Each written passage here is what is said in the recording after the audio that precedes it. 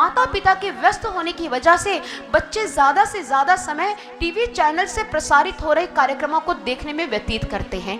वो जो देखते हैं वही उनके स्मृति पटल पर अंकित हो जाता है, और जो अंकित हो जाता है उसे क्रियान्वित करने के लिए वो समाज में उतरते हैं तो एक प्रदूषित घटना जन्म लेती है।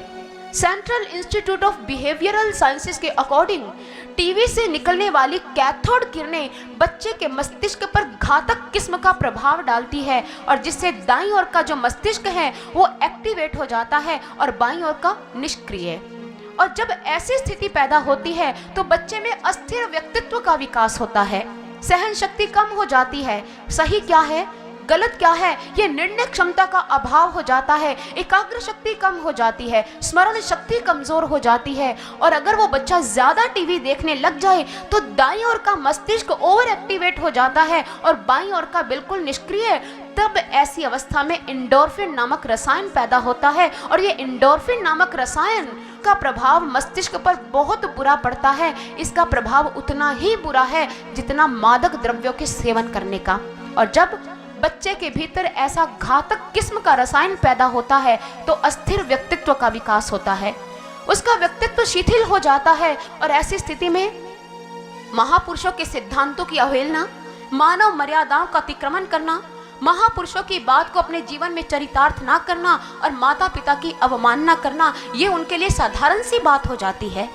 और बच्चों की ऐसी स्थिति को देखकर यूनान के प्रसिद्ध दार्शनिक सुकरात ने कहा कि अगर मुझे ग्रीक के प्रसिद्ध नगर एथेंस की चोटी पर खड़े होकर कुछ वक्तव्य देने के लिए कहा जाए तो मैं यही बात कहना चाहूंगा कि तुम लोग सांसारिक कंकर पत्थर जोड़कर जिस धन का अर्जन करने में लगे हो, जो संपदा बच्चों को देकर जानी है, तुम उसके लिए बिल्कुल भी सजग नहीं हो। और जिस धन दौलत का बच्चों के लिए कुछ खास औचित्य नहीं है, उसके लिए तुम दिन रात एक कर रहे हो।